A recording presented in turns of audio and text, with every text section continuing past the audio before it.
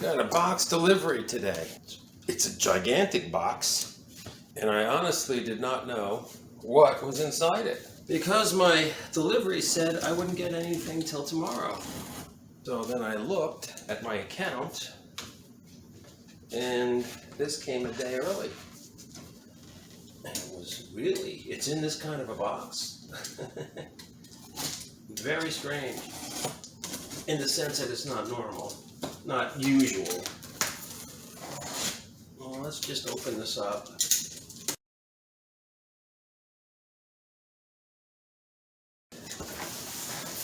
Here's the other box. That's all there is to it. Hardly anything here, huh? Looks like a guitar box. Let's see what might be in here.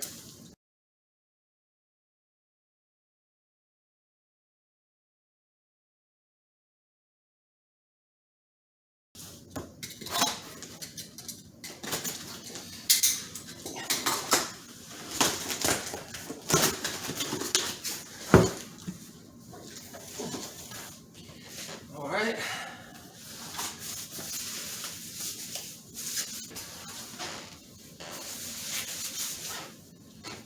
Oh boy.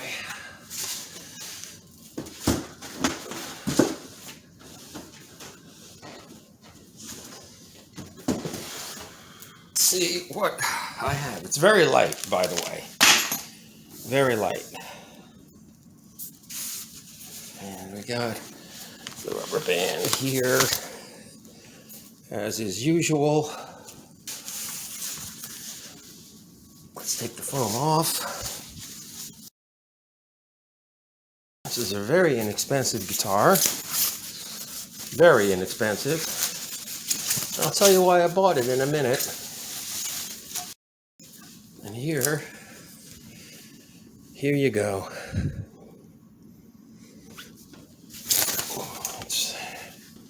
It's red, okay. HSS, of course. Coil split, not tap. Please don't call it tap. It's a split. I can't tell you how many people get that wrong. Even guitar manufacturers get it wrong. Well, here it is. As is often the case, this is what also came with it. A jack cord, the tremolo arm, and an Allen wrench for your truss rod adjustment. Very common. This is a Grote guitar, and if you look carefully, you'll notice that the shape of this guitar is not really the same as a so-called regular Stratocaster. These horns are thinner. The body shape is a little more curved down here, going this angle. So, it's a little bit different. Let's check the action. Now, how I like to do this. Pinky over here, the last fret. Pinky over here, first fret. Tap here. That's not too bad. That's not bad at all. The neck is fairly straight. By doing this, I'm using the low E string, in this case, as a straight edge. And I'm comparing that against any arc in the neck. There's a very small arc, which is good. I know that from the little tapping I'm getting here. If I had no relief at all, the string wouldn't have a tap in it. Now, I could straighten it a little bit more, but right now that seems acceptable. I'll play it and see how it feels. Why did I buy this guitar? Well, I could have bought the Daphne Blue, and that would have been a few dollars less. And I was almost going to buy that one until I saw this red one. And I said, I'm going to do the red one because it's different. And the main reason was I wanted a very inexpensive guitar. I looked at other brands and was nearly tempted, but then I just kind of continued to look and I decided on this Grote.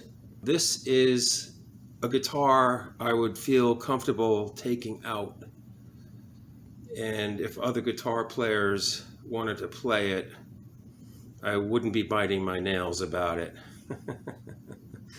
The guitars I have are very old. I mean, they're, very old. I don't know what, 20, 30 years, 40 years old. I'm not about to hand those over to somebody I don't know to play. No, thank you. Why don't you bring your own guitars? What I'm thinking. I'm thinking about when you play gigs, and somebody wants to come up and play, and they might be a friend of another band member, so it's kind of hard to say no.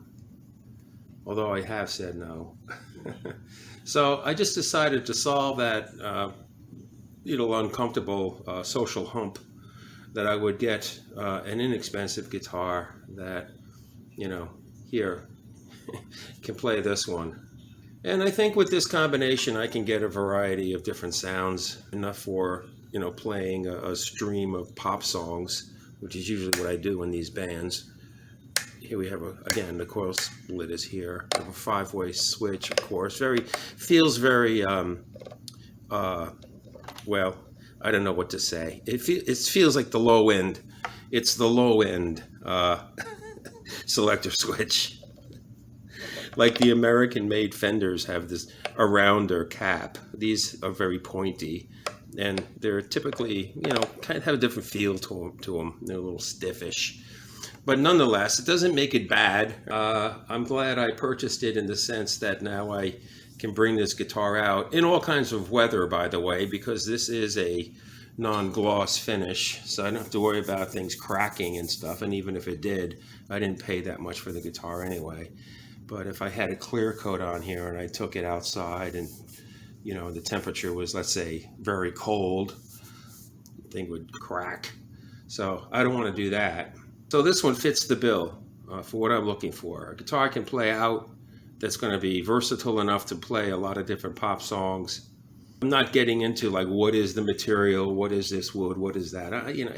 This guitar was, well, it was less than $90. Okay, let me say it that way. I was going to say less than 100, but it was less than 90. Less than $90. So, what can I say? I don't want to hand somebody I don't know very well, or really virtually anybody. I don't want to hand anybody my guitars that have more sentimental value to me. And here's a shot of the back. Of course, there's no, back plate on this particular type of model. Although, this is, cut away some. So I'm sure, you can reach up pretty high in the neck. I never had any trouble with standard Strats anyway, reaching up high on American standards or any of the Stratocasters with the, the block in here with the plate, or Tellys. I never had any problem with it, but this is nicer, in the sense that shape is more conducive to getting your hand up there. I just put this tremolo on, I just screwed it in, and it has a lot of play here. So I'll be putting one of the little springs in here. Let's see how tight this is. Wow, that's really stiff. All right, so that's going to need some adjusting. Let's check the frets. Wow, these are nice. There is not one fret here that is on the brink of cutting me.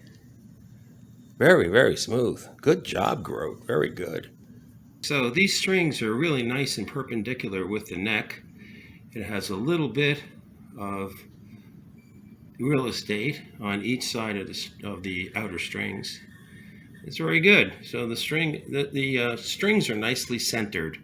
So the neck is centered in the pocket, and also the bridge is placed in the right position. There's nothing wrong with the strings that are on this guitar. I'm just going to change them anyway because I have to adjust the tremolo, so I'd have to take them off nonetheless.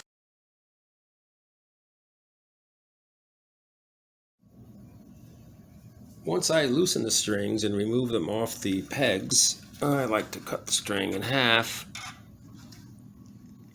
That means cutting Cutting it around the 12th fret here.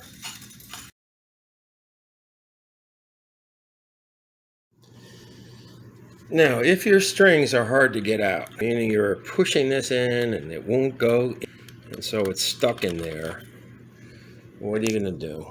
Well, I'm going to tell you, wood toothpicks work very well. So just poke it in there and just keep pushing it down, and eventually the string will give in.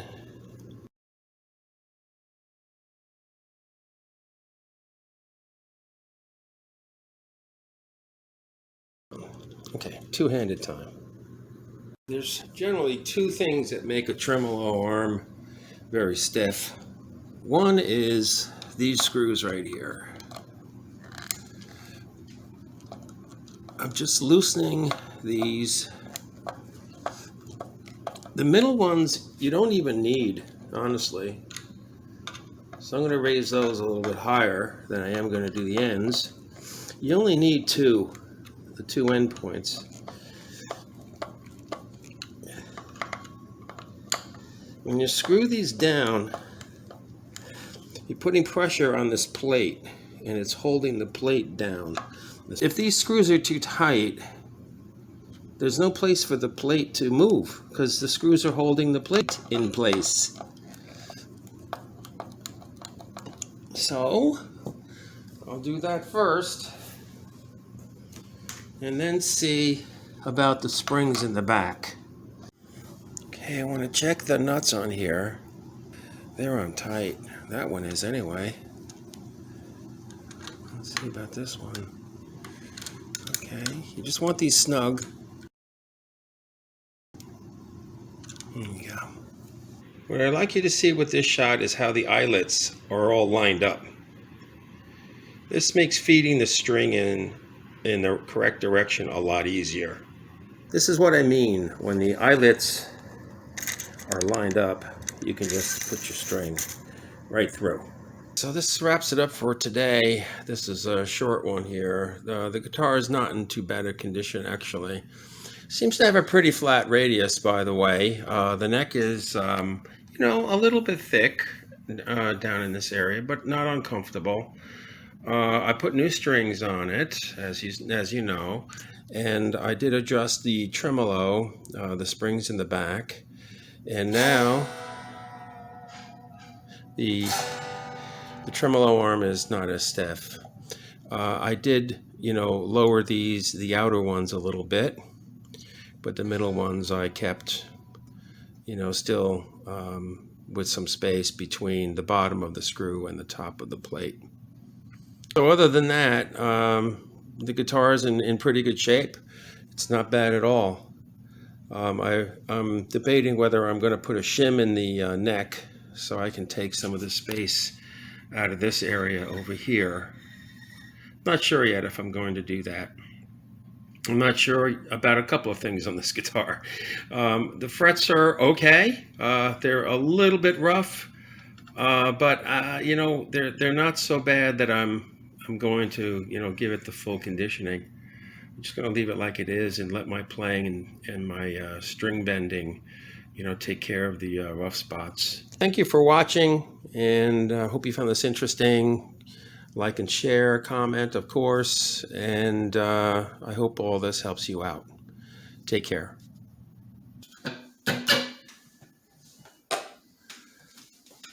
Neck pickup.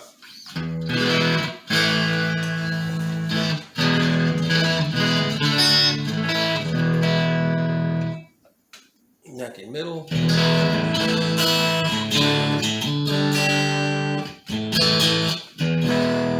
Middle pickup.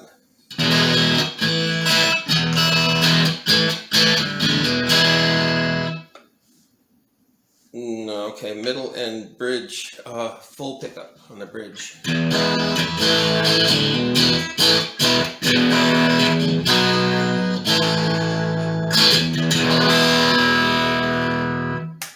Split bridge.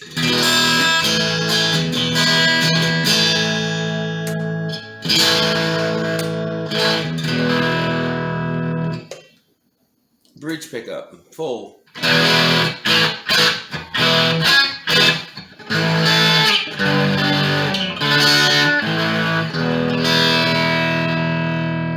Split.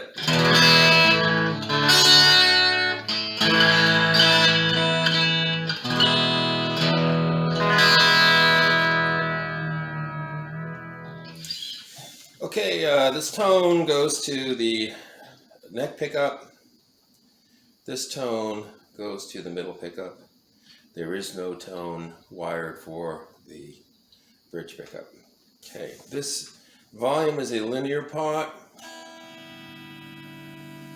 See how even that is? Okay. These seem like audio pots on the tone. Because once you're past basically 1 and 2, dark, once you get past 2, see, it's all of a sudden. And it stays like that until the tone is all the way out. Same thing on the middle pickup, same thing. So,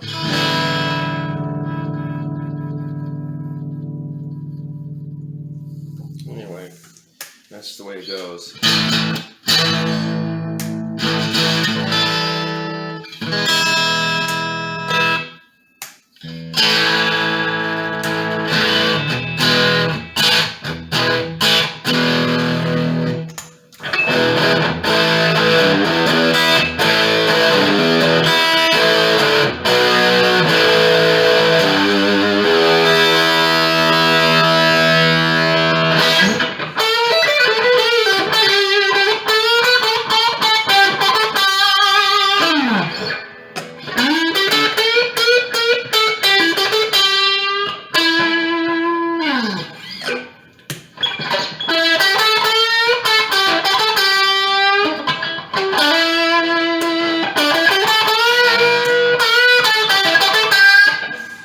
This is split, the split bridge pickup.